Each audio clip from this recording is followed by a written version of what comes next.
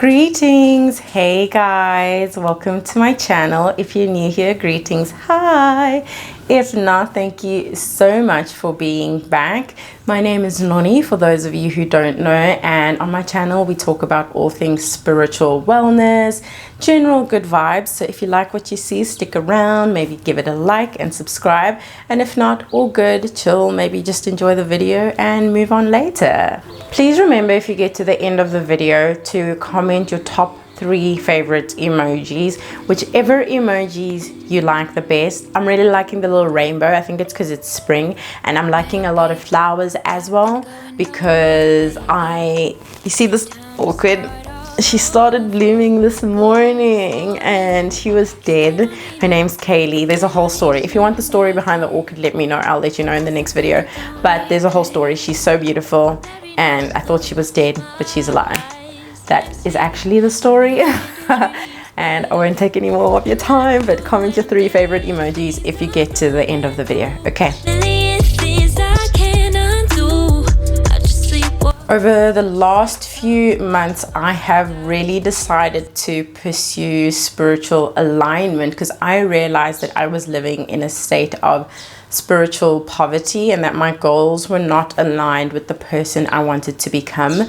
So I took a break, I quit my job, I did a social media detox, just spending some time with myself so that I'm at a place where even coming here on camera makes sense and I'm coming from a more informed place. And what I learned during this time is that the over-commercialization of our thinking has led to our collective and individual spiritual poverty, especially in relation to the performance of self, consumerism, and capitalism.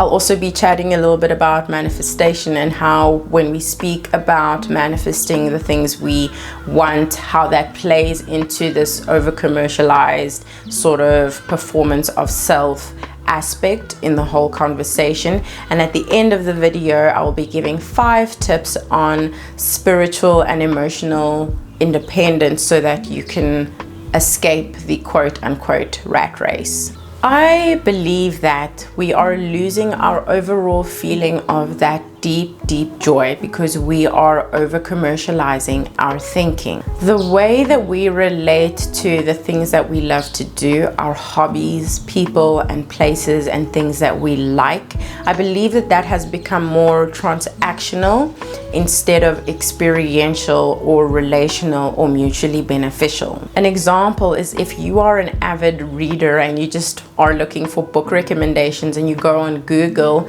something that will come up will be like 30 books to read before you're 30, or 50 books to read in your 50s, or 100 books to read before you die. Suddenly something that you're doing that's meant to bring you joy, something you enjoy, becomes this outcome-based commercial capitalist thing. Suddenly you're thinking about how to produce content based on this book you like, or letting people know on your story that, hey, I am in fact reading. And suddenly it becomes about the performance of joy or the performance of self, instead of being an experience that you are enjoying and taking value from that experience. And thus this whole thing becomes an outcome-based commercial way of looking at the things that bring you joy, which can then hinder true fulfillment when in fact you are looking for true fulfillment.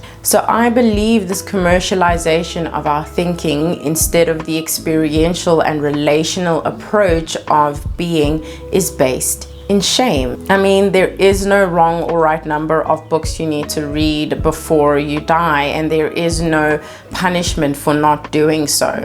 When we speak of manifestation, we are often not speaking about it from a place of enjoying the experience of becoming more aligned with yourself.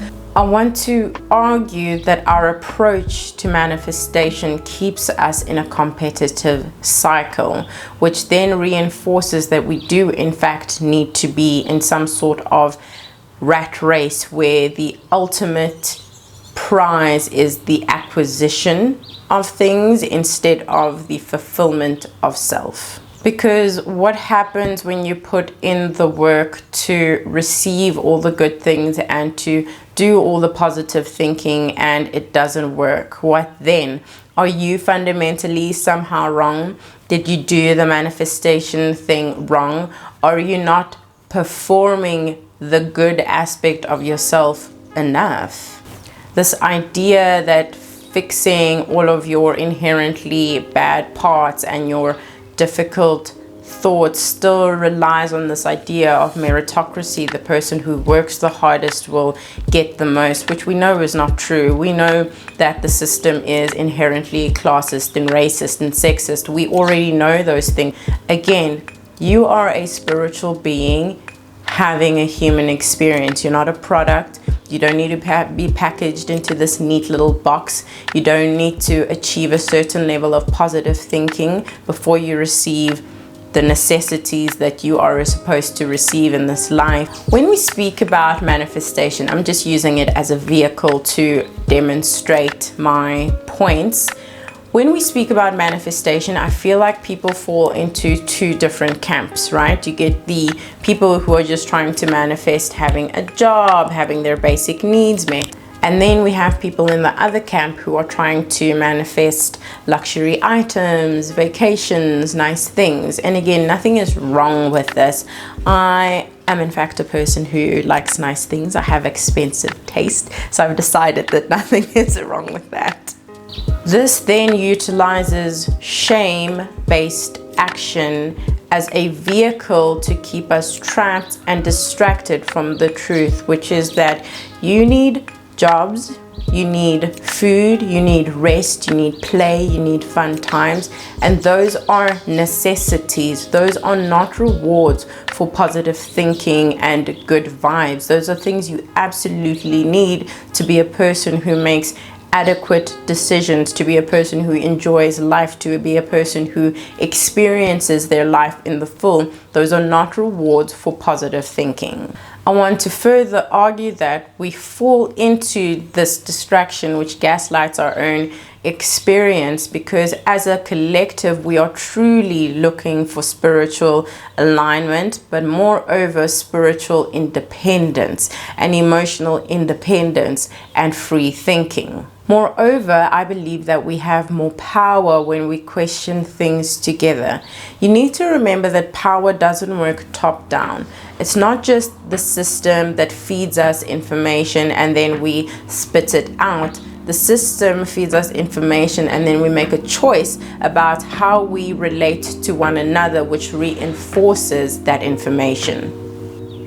So it's the conversations we have between us that can affect the system as a whole, in my opinion. Again, power is enacted between us. When you believe someone is lesser than because they don't look like you or don't have something you have, etc., you are taking the narrative of this system and you are perpetuating it by how you treat the person. This is why I say that when we get to a place of spiritual and emotional independence and free thinking, we can then choose how we relate to one another, and that relationship will then affect that power system. If we decide that we don't all need to buy a lot of things, at some point the system that has fed us the idea that we need to buy a lot of things will then collapse, because we are no longer literally buying into that narrative. And furthermore, I want to argue that wanting to experience joy, because it's a fundamental aspect of being human, is the experience enough. It's an experience within itself. You don't have to have it shown to the world for it to matter. You don't have to have it go viral for it to matter. You don't have to have physical evidence, things that are expensive or whatever, for it to have value. You can have an experience for the experience, and that makes life worth living. So I am challenging you to actually challenge your own thinking and the things you want and why you want them, which is the first tip. So tip number one is to reevaluate your desires. Are the things you want the things you want, or are they things you've been told to want by society? I hate that word, but by the greater narrative. Do you feel like the things you want are coming from you and who you are as a being, or do you think that those things are a result of what you've been told you should be wanting? I was watching a TikTok of this guy, and he was saying that he grew up in poverty. He had a really challenging upbringing, and he had worked very hard to get out of that, and he was relatively comfortable now. He has a home and a good family. He can afford groceries. He's got his car and he can put petrol in it, etc. But social media was starting to make him anxious because it was causing him to suddenly believe that he wanted more or should want more than what he had. It was causing him a lot of anxiety because he started getting this idea that his goalpost should be shifting, and he ended up in debt when he didn't need to be, because he was starting to acquire things he didn't really need at all, just to impress people for no particular reason, that he had this anxiety that he should be wanting more when he already had this fulfilled, beautiful life with an active community, with support, a beautiful wife, friends, activities he enjoyed. And I thought that was really interesting in demonstrating this idea of, are the things you are wanting aligned with who you are as a person spiritually, or are they things you've been told to want? Tip number 2, we discussed a little bit about shame, but tip number 2 is to actively begin the process of letting go of shame, because action driven by shame can really hinder true fulfillment. Often when we are engaged in action or self-improvement that's driven by shame, we tend to overwork ourselves to the point of burnout. What I mean to say is that play and rest are productive. Being engaged in nonsensical fun activities with self and others, and relaxation, those things are fundamental aspects of the human experience, and those should not be downplayed at all.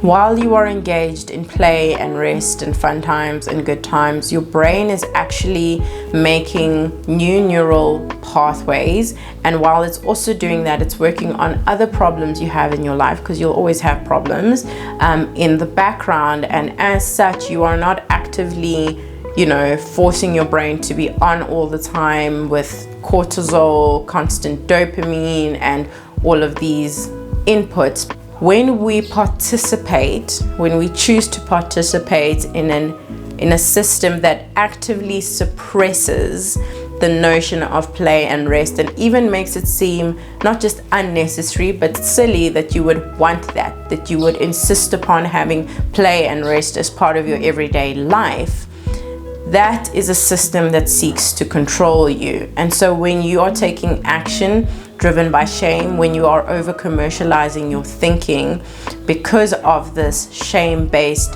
cycle, you are playing into that performance of self. You are playing into that transactional and acquisitional aspect of life, of manifestation, of your being, instead of making decisions from a place of alignment, flow, and acceptance of the season you are in. Tip number 3 is to embrace authenticity. That means to align your actions with your core values and your beliefs. That means building good habits that are authentic to your experience. Are you a Pilates princess because that's what's in right now? Are you becoming a runner because running is in right now and skinny is back? Or are those actions, those activities, things that actually bring you joy? Are those activities things that really gel with who you are and make you feel stronger and more empowered? This is the line of questioning that is required in order to embrace authenticity. Tip number 4 is to cultivate inner peace. Now, how can you do that, may you ask? Cultivating inner peace is about knowing thyself. And knowing thyself is about integrating your shadow. You don't have to get rid of your bad parts. You have to integrate the parts of you that you believe don't deserve to be seen. And that becomes a question of knowing yourself in relation to vulnerability. Are you vulnerable enough? Are you constantly seeking external validation?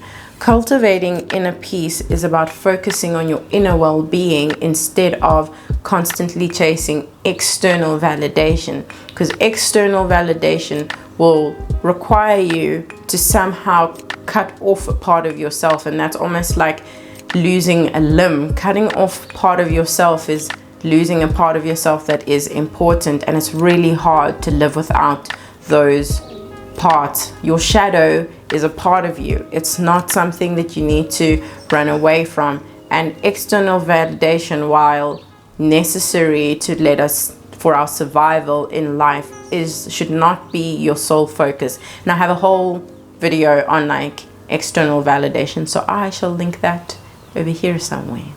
Tip number 5 is to practice gratitude. And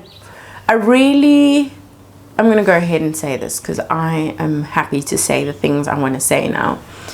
I feel like when we talk about practicing gratitude, again, it's often from the lens of eventually getting something back. It's like you should be gratitude journaling, and when you finally see all the amazing things you'll have in your life, God will open the doors, or the universe will open the doors and give you more of the things you want. While that may be true, the art of practicing gratitude for the things you have is actually more the art of being present. It teaches you not to constantly worry and obsess about the future.